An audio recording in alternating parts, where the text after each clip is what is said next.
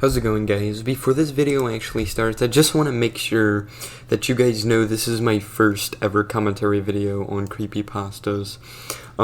It's something I've been interested in for a couple of years now, and it's something I want to start commentarying on. So if this video is a little iffy around the edges, then that's just it. They will get better, trust me, but, without further ado, let's get into the video. Alright.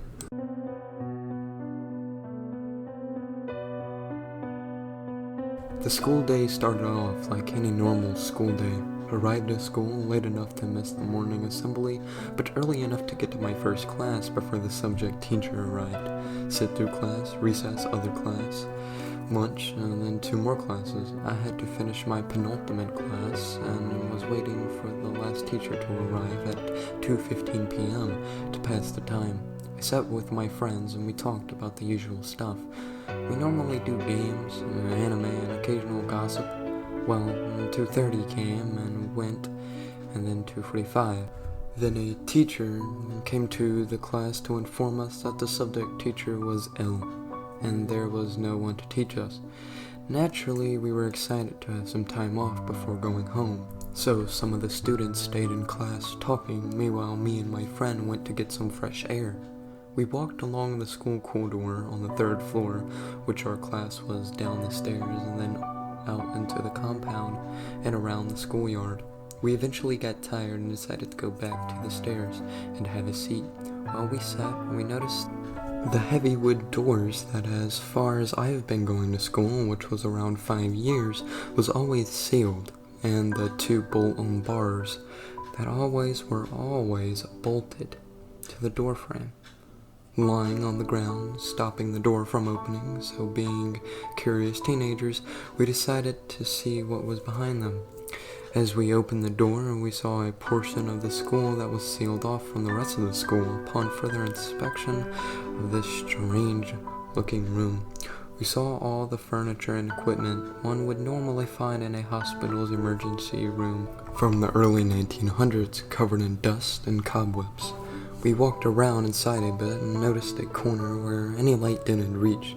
Chills ran up my spine as I gazed into the blanketed darkness, followed by fear washed over me as I saw what was in that side of the room.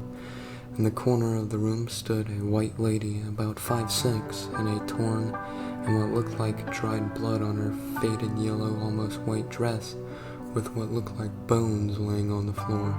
Instead of running, as my body screamed at me to do, I stood there, wondering how someone could survive that. It can't be real. There's no way. Why? She could be a real person, as this place has been sealed off probably since the last World War, when they used the school as a hospital, I thought.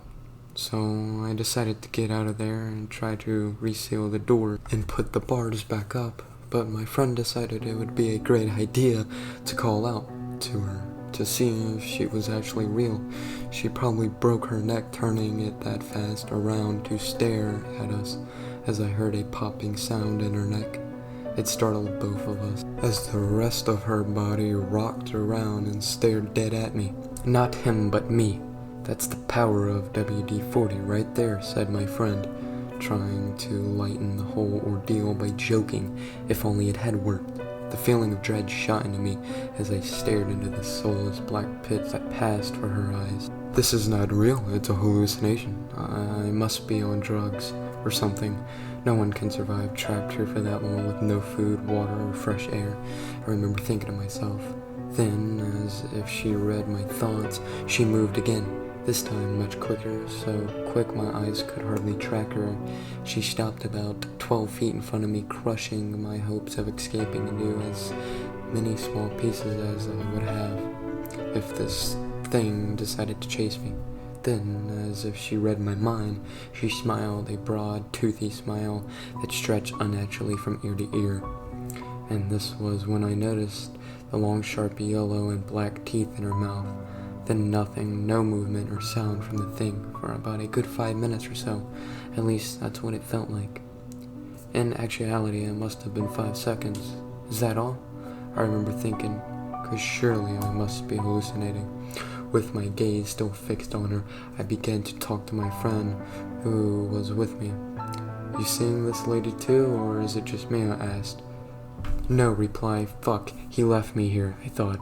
No, wanting to take my gaze off the creature. Be it hallucination or not, slowly I started walking backwards towards the door, only to realize that she was smiling wider and wider as I neared the door. You can smile all you want, but you're staying in here, I said to her, not really expecting a reply. About 5 feet from the door, she started walking towards me.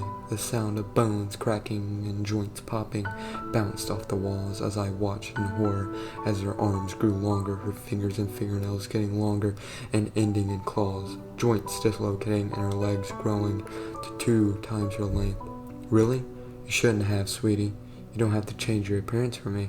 I love you just the way you are, I said without really thinking as she was finished. I wanted to get the fuck out of here.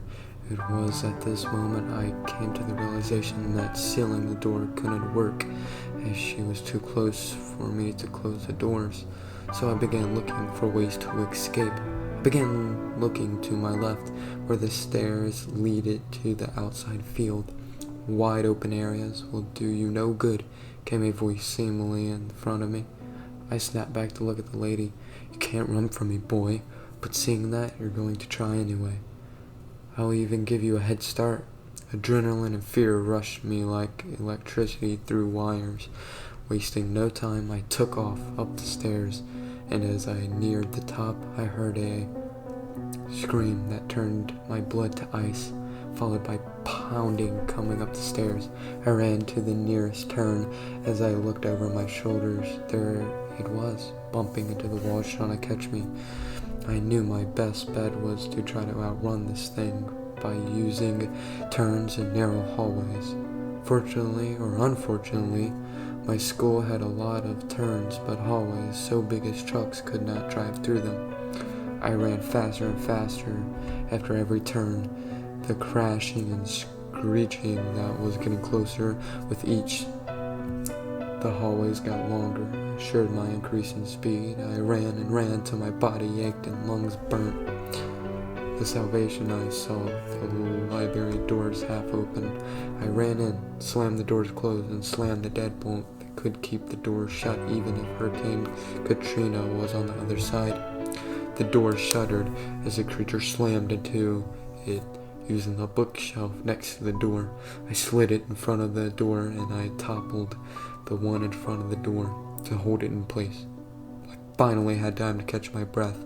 I looked around, windows open, and this being the school's only library, which was the first floor, I knew I could survive the fall. So out and down I went, running to the gates as fast as I can. Then as soon as I was through the school gates, all the fear I had was gone. Just like that, I went home, told no one anything, and ached like it never happened. I woke up sweating around 2 the next day, after suffering from a nightmare of being chased by the lady. I sighed in relief as I realized I was in bed with my dog who was asleep next to me. I laid in the bed for about 5 minutes when the same fear I had in school returned to me. Tap, tap came from the window. Then I heard the same voice that came from the lady.